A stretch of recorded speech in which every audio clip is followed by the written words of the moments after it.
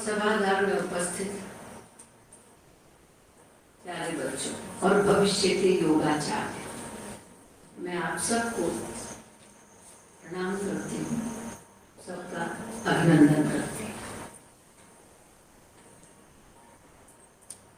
अभी जब सर ने रिपोर्ट का वाचन किया तो मेरे मन में थोड़ा सा भय होने लगा था।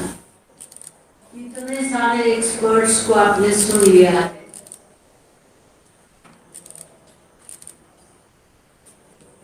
उसके बाद किसी और को सुनना कहीं शेष रहता नहीं। तो मुझे थोड़ा सा भय लगने लगा कि क्या बोलना है, कैसे बोलूंगी, ये मेरे मन में प्रश्न खड़ा हुआ। ठीक है, क्योंकि आदेश है और मुझे पहले से मालूम था कि मुझे वहां बोलना है। आप लोगों ने योग के बारे में बहुत कुछ सुनी, आहार के विषय में सुना, अनुशासन के विषय में सुना,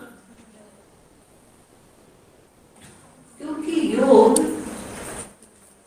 शब्द का की व्याख्या अगर हम करें तो योग का अर्थ है जोड़ना। कहते हैं ना, गणित की भाषा में जब अपन बात करते हैं तो योग कीजिए, यानी जोड़ना। लेकिन यहाँ किससे जोड़ना और कैसे जोड़ना, ये महत्वपूर्ण है। तो वास्तविकता में योग के माध्यम से उस परमपिता परमेश्वर के साथ अपना तादात्म्य स्थापित करना, यही योग है। और इस तादात्म्य को स्थापित करने के लिए अलग अलग क्रम के माध्यम से हम उस तादात्म्य को या सच्चित आनंद को प्राप्त कर सकते हैं। छोटी सी बात कहूं तो हम सबका जीवन एक बांस की तरह है। सबके मन में प्रश्न उठ रहा होगा, जीवन और बांस दोनों का कहां और कैसा संबंध है। आपने देखा होगा बांस में उसके लंबाई में बहुत सारी गांठें होती है। वैसे ही हमारे जीवन में भी बहुत सारी गांठें हैं। अज्ञान है, ईर्ष्या है, गर्व है, घमंड है, दूसरे के प्रति अपने मन में वैमनस्य है। हम ऊपर से कितना भी कहते हैं कि मैं बहुत सहज हूं, सरल हूं, लेकिन वास्तविकता में होता नहीं। क्योंकि सहजता और तरलता प्राप्त करने के लिए हमारे ऋषि मुनियों ने बहुत तपस्या की। तो जिस प्रकार से बांस में भी गांठें हैं और हम में भी गांठ है, ये एक समानता हुई दोनों में। दूसरी बात, जब उस बांस के में से एक टुकड़ा काट करके और उसे बंसी या बांसुरी बनाने की जो प्रक्रिया है वो बड़ी कठिन है। क्योंकि जो बांस पूरी तरह से खोखला नहीं है उन गांठों के कारण, तो उसको विशेष प्रक्रिया के द्वारा उन गांठों को निकाल करके और उस टुकड़े को पूरी तरह से हॉलो या पोला कर दिया जाता है। तो वो जो विशेष प्रक्रिया है वो तो है कि रेत में गाड़ करके और उसको तैयार किया जाता है। लेकिन हमें जो गांठें हैं उन गांठों को निकालने की प्रक्रिया योग है।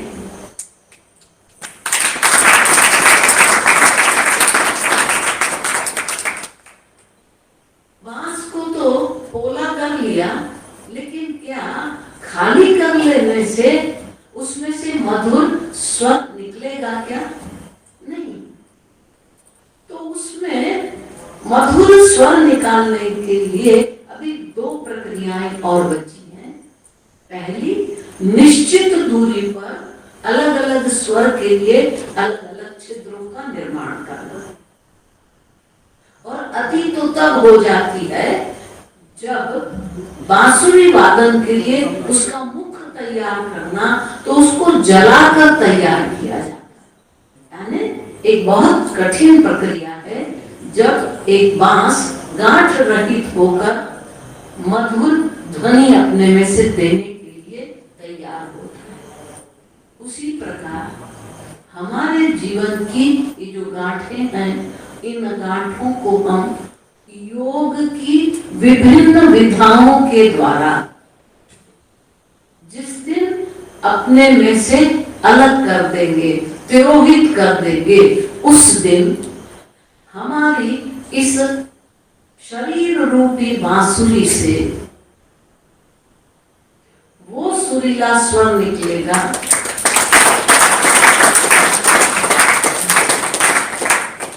जो इस राष्ट्र को परम वैभव की ओर ले जाएगा। क्योंकि तब हमारे अंदर न ईर्ष्या होगी, न गर्व होगा, न ही वैमनस्य होगा। तब हम बहुत अधिक सरल और तरल होंगे। जब व्यक्तित्व में सरलता और तरलता आ जाती है तो फिर व्यक्ति में सारे वैमनस्य और जो भी विकार हैं वो सारे के सारे विकार दूर हो जाते हैं।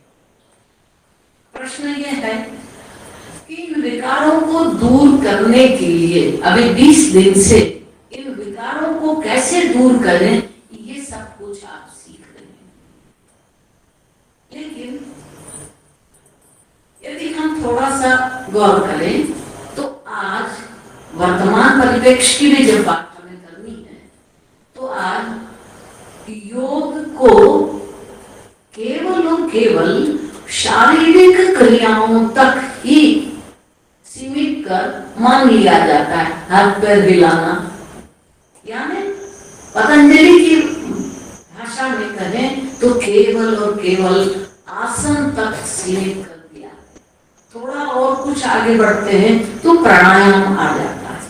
लेकिन इन सब गांठों को दूर करने के लिए पतंजलि ने 8 ऐसे नियम दिए हैं कि जिन्हें एक निश्चित क्रम से करने पर, निरंतरता के साथ करने पर इन गांठों से, ये गांठें हमारे शरीर से तिरोहित हो जाएगी। और जब वो तिरोहित हो जाएगी, मन स्वस्थ होगा, तन स्वस्थ होगा, और मन और तन दोनों स्वस्थ हैं तो फिर मस्तिष्क भी स्वस्थ होगा। और जब मस्तिष्क स्वस्थ है तो उसमें बुरे विचार या नकारात्मकता के लिए कोई भी स्थान नहीं। अब वो जो 8 अष्टांग योग दिया है पतंजलि ने, यम, नियम, आसन, प्रत्याहार, प्राणायाम, ध्यान, धारणा और समाधि, यदि हम इन सब को क्रम से करेंगे तो समाधि की अवस्था तक पहुंचना कोई कठिन बात नहीं है। यहाँ जितने भी विद्यार्थी बैठे हैं वो योग करते हैं, नियम से करते हैं। उन्होंने जरूर किसी न किसी दिन अपने आप में ऐसा कुछ अनुभव किया होगा जिसका शब्द में वर्णन नहीं हो सकता, केवल उसकी अनुभूति होती है या उसे हम अनुभव करते हैं। तो हमारे शास्त्र में कहा गया सत चित आनंद। वो सत चित आनंद बताया नहीं जा सकता, अनुभूत किया जा सकता है। ऐसा निश्चित किसी न किसी दिन आपको भी हुआ होगा, और यदि नहीं हुआ है तो निरंतरता के साथ जब आप योग करेंगे तो फिर वो अनुभव आप जरूर प्राप्त करेंगे। आज परिप्रेक्ष्य में योग की महती आवश्यकता। हर एक विद्यालय, विश्वविद्यालय और जितने भी इंस्टीट्यूशंस हैं वहां योग को अनिवार्य कर दिया जाना चाहिए। योग की अनिवार्यता आज इसलिए आवश्यक है कि जिस शब्द को इस देश में कभी सुना नहीं था, जिसके विषय में इस देश में विचार करने की आवश्यकता नहीं थी, वो है अवसाद। आज हम अपने देश के परिप्रेक्ष्य की बात कर रहे हैं, इसलिए मैं इस बात को कह रही हूं। पाश्चात्य संस्कृति से मैं बात नहीं कर रही। तो जो अवसाद है वो क्यों हमारे अंदर आता है? क्यों विद्यार्थी बहुत छोटी उम्र में ऐसा कुछ कर जाते हैं जिसकी कोई कल्पना नहीं करता? अभी आज 4 दिन पहले मैं राजस्थान प्रवास पर थी और वहां एक इतनी, क्या कहें आपको, भीषण घटना घटित हुई भीलवाड़ा में कि हृदय अंदर से हिल गया। एक 7 साल के बच्चे ने 13 साल का बच्चा, जो उसका स्वयं का बहुत अच्छा मित्र है, दोनों साथ में खेलते हैं, पर खेल खेल में झगड़ा हुआ और झगड़ा होने पर उस 7 साल के बच्चे ने 13 साल के बच्चे पर, झगड़ा समाप्त हो गया, दोनों की मम्मियां उन्हें अपने यहाँ ले गई, वो सब कुछ हो गया। लेकिन उस 7 साल के बच्चे के अंदर कहीं न कहीं आक्रोश था, अवसाद था कि ऐसा मेरे साथ कैसे हो गया, आज इसने मेरे साथ में ऐसा क्यों किया। बात बहुत छोटी थी, लेकिन उस 7 साल के बच्चे ने अपने पापा जो ऑटो चलाया करते थे उसमें एक बोतल में डीजल रखा हुआ था, वो बोतल ले जाकर उस 13 साल के बच्चे पर डाला। वो पूछता रह गया ये क्या कर रहा है, ये क्या कर रहा है, और उसने माचिस की तीली लगा दी। तो 13 साल का बच्चा, उसकी ये लीला समाप्त हो गई। तो क्या कारण है कि इस तरह का आक्रोश? 7 साल की क्या उम्र होती है? अगर आप सबसे भी मैं पूछूं तो 7 साल में तो सोच भी नहीं पाते हैं अपना खेलना, खाना, और एक आध दिन टीचर ने अगर चपत लगा दी है तो 2 दिन तक तो बड़ा रहता मन में, सबके सामने मेरी इंसल्ट कर दी, अभी तो मैडम ने ऐसा कर दिया। क्योंकि मुझे भी अनुभव है, मैं शिक्षिका रही हूँ, तो एक छात्र ने कुछ ऐसा किया जिसके कारण मुझे उसकी पिटाई करनी पड़ी। उसने घर जाकर मेरी सुपारी दे दी। उन्होंने कहा मैडम जिंदा नहीं रहना चाहिए, कल सवेरे उनकी मरने की खबर पेपर में छप जानी चाहिए। तो कठिन हो गया मामला। लोगों ने मेरे को कहा किस बच्चे की पिटाई कर दिया आपने? इस बच्चे के पिता तो मर्डरर है, अब आपके लिए निकलना भी कठिन होगा। ठीक है भाई, हमने तो बच्चे के अच्छे के लिए वो किया है। लेकिन बाद में वो ठीक रहा कि उसके पिता आए और उन्होंने मेरे चरण छुए, कहने लगे कोई तो मिला जिसने मेरे बच्चे को सही दिशा में चलाने के लिए हिम्मत दिखाई, वरना सब उससे डरते।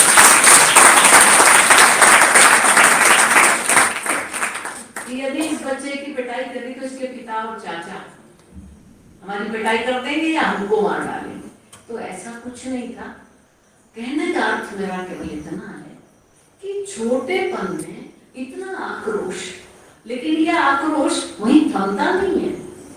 जीवन में सफलता असफलता ये सब आती रहती, पर उन सबको समभाव से लेना। सब आज असफल है तो कल जरूर सफल होंगे, ये भाव मन में जगाना, ये काम योग करता है। क्योंकि हम योग के माध्यम से अपने आप को संतुलित रखते हैं। प्राणायाम के द्वारा हम अपने श्वास प्रश्वास की गति को नियंत्रित करते हैं, और जब हम उस गति को नियंत्रित कर लेते हैं तो इसका दो अर्थों में हमें फायदा होता है। वो सब आपने पढ़ा सुन लिया है उन 20 दिनों में, इसलिए मैं बहुत ज्यादा उस विषय पर नहीं बात कर रही हूँ। लेकिन ये तय बात है कि अगर हमने अपने श्वास प्रश्वास को महसूस कर लिया, देख लिया है, तो फिर जब इस तरह की कोई भी परिस्थिति बनती है, आधे मिनट से भी कम के लिए हम उसी समय यदि गहरी सांस लेने लगे, तो चूंकि हम योग करते हैं इसलिए वो जो अवसाद और क्रोध हमारे अंदर उत्पन्न हुआ है वो तिरोहित हो जाता है और हमारा विवेक जागृत होता है। सही और गलत के निर्णय करने की स्थिति में हम पहुंचते हैं। गीता में भी कहा गया है कि नीर क्षीर विवेक ही शिक्षा है। तो वो जो नीर क्षीर विवेक है वो कहां से मिलेगा? योग से मिलेगा। योग करेंगे तो हमारी सोचने की क्षमता, विषय को समझने की क्षमता में बहुत इजाफा होता है और तब हम उस विषय को बहुत अच्छे से समझ पाते हैं। क्लासरूम में भी मेरा आग्रह रहता है शिक्षकों के सामने कि जब आप क्लासरूम में जाएं, चाहे कोई भी धर्म के विद्यार्थी हमारे सामने बैठे हैं, यदि हमने उनको कहा अपनी रीढ़ की हड्डी ठीक कर लीजिए, अपनी रीढ़ को सीधा कर लीजिए, शुरू दिन में विद्यार्थी कहें क्या मैडम है आती है रोज कहती रीढ़ को सीधा करके बैठ जाएंगे। फिर उन्हें बताइए कि रीढ़ को सीधा करने से क्या होता है, क्योंकि रीढ़ के ऊपर ही तो सब कुछ टिका है। जब वो सीधी रहेगी तो हमारी ग्रहण करने की क्षमता में इजाफा होता है। और इसी कारण से ईश्वर ने केवल और केवल मनुष्य को इस प्रकार की व्यवस्था दी है। हम विज्ञान में पढ़ते हैं या 10वीं तक के विज्ञान में पढ़कर के आए हैं वर्टिब्रेट्स के बारे में। बहुत सारे जीवों को ईश्वर ने रीढ़ की हड्डी दी है, लेकिन केवल मनुष्य ऐसा है जिसकी ऊर्ध्वगामी है। जो चतुष्पाद है उनकी तो जमीन के साथ पैरेलल है। और इसी कारण से जब योग हम करते हैं तो उस योग को समाधि तक ले जाना ये दृढ़ निश्चय होना चाहिए। नहीं तो बहुत सारे लोग योग को केवल और केवल एक प्रशिक्षण कहते हैं। मैं घोर विरोधी हूं योग प्रशिक्षण कभी मत करिए।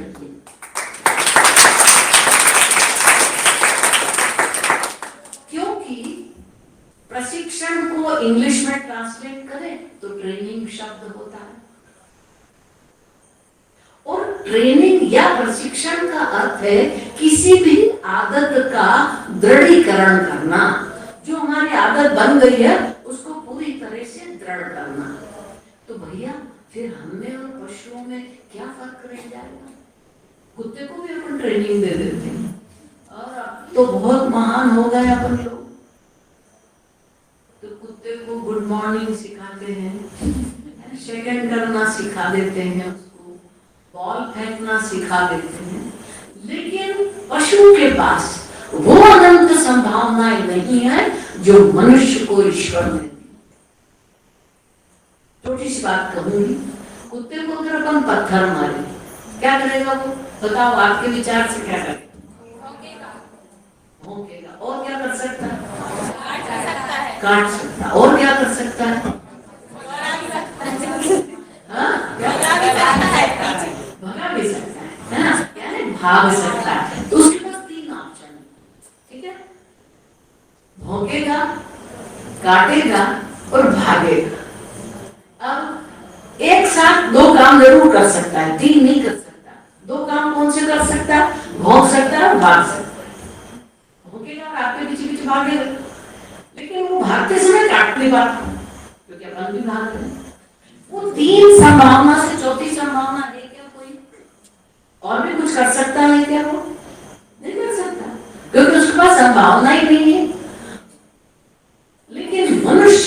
सोचिए, मनुष्य को किसी ने, ये सब शरारत आप भी करते होंगे, ग्राउंड में बैठते हैं, पत्थर पड़े रहते हैं, अपना चौथे नंबर पे बैठा है, अब पत्थर मारा तो उसकी कितनी संभावनाएं हो सकती है। पीछे पलट के देखा किसने मारा, तो जिसने मारा है वो तो शांत होकर बैठ जाएगा, मैं पकड़ा में ना हूं, ठीक है। दूसरा, वो शांत है, पता नहीं लगा, लेकिन उसने देखा किसने मारा, फिर पकड़ में आ गया अगर, तो विचार करेगा क्यों मारा, ठीक है। अब जिस समय में उसने पत्थर मारा, उस समय हमारा मूड कैसा था?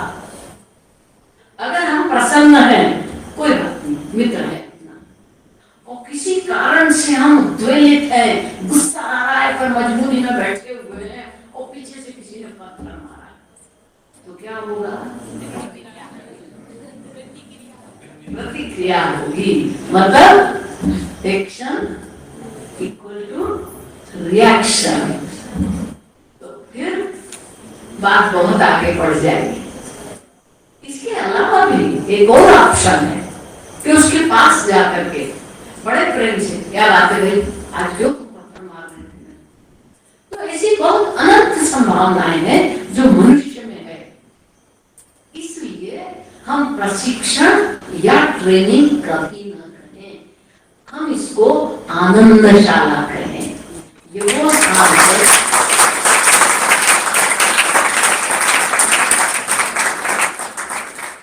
जहां हमको आनंद की अनुभूति होती।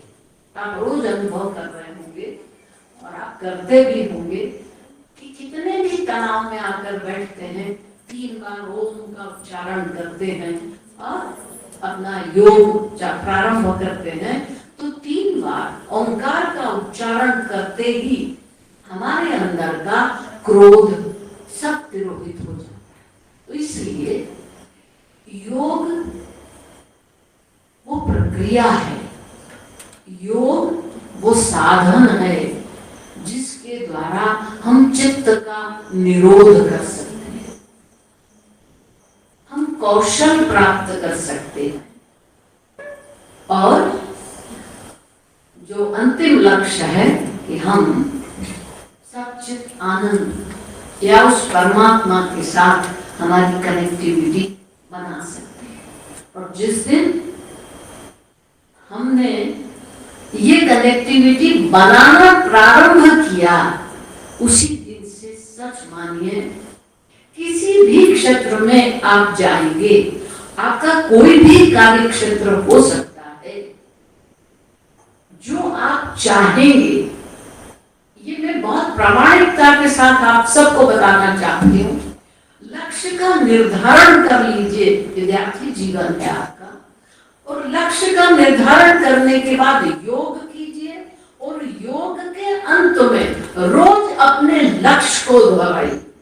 वो कुछ भी हो सकता है, एंटरप्रेन्योर बन सकते हैं आप कहें सोचेंगे मैं IAS ऑफिसर बनना चाहता हूँ, जो भी आपकी मंशा है, जो भी आप चाहते हैं, यदि रोज आपने उसे दोहराया, योग किया, तो आपके मन में जो आपकी अपेक्षा है या जो आप करना चाहते हैं, उसको करने के लिए एक विशेष ऊर्जा आप ग्रहण करेंगे, और वो विशेष ऊर्जा आपको अपने अन्य साथियों से कहीं अलग कर देती है।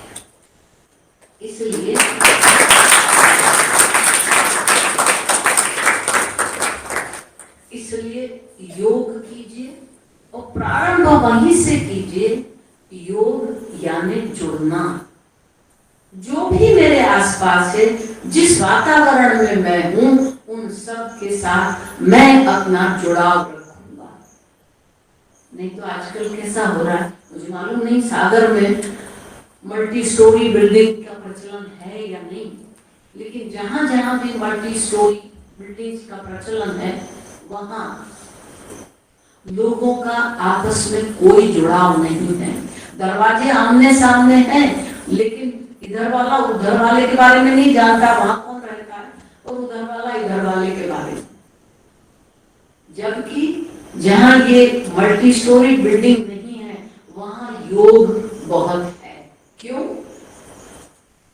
सब लोग एक दूसरे से मिलते जुलते हैं। 4 दिन अगर आप कहीं दिखाई नहीं देते तो वो पूछने आते हैं, क्या बात है, स्वास्थ्य ठीक नहीं है? इसे कहते हैं योग। यही वो चीज है जो हमको एक दूसरे के साथ में जोड़ती है, अपने लक्ष्य की ओर बढ़ने के लिए हमको प्रेरित करती है। तो योग के बारे में बात करें तो ये इतना ही कह सकती हूँ कि ये तो हरि कथा है जिसका कोई अंत नहीं है, अनंत है, और जितना गहराई में जाएंगे उतना हम आनंद प्राप्त करेंगे। आप लोगों ने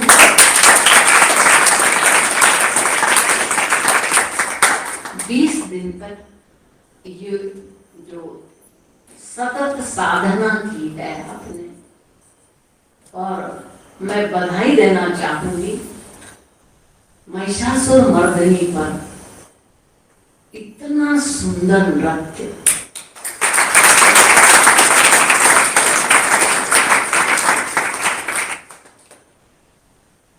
भैरव की साधना, भैरव की साधना बहुत कठिन होती, बहुत कठिन। जिसने भैरव को साध लिया फिर तो पता है उसके जीवन में, लेकिन साधना बहुत कठिन है। यहाँ मैंने उस साधना को इतने सरलतम उस भाव में देखा, लेकिन जो सरलतम भाव में उन्होंने हमको दिखाया उसके पीछे उन्होंने जो साधना की है उस साधना को मैं सलाम करता हूं।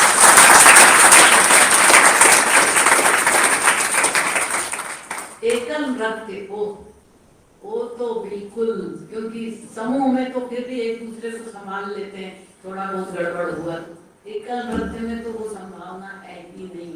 वहां तो जो कुछ है आप है और मन है।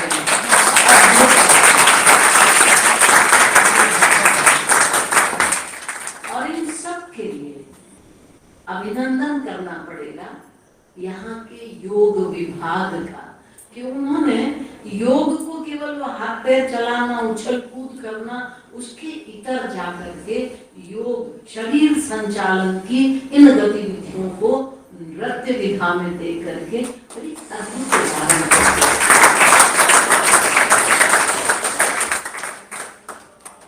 मैं आप सबके बहुत उज्जवल भविष्य की कामना करती हूँ, और इस योग विभाग, इस यूनिवर्सिटी के योग विभाग का अभिनंदन करती हूँ। और एक बहुत कर्मठ, जिन्होंने अपना ध्येय बना रखा है, शायद आप जानते हो कि नहीं, वास्तविकता में आपके नितिन सर यूनिवर्सिटी में जो भी कुछ है, लेकिन अंतरराष्ट्रीय स्तर पर भी आप अपनी पहचान रखते हैं।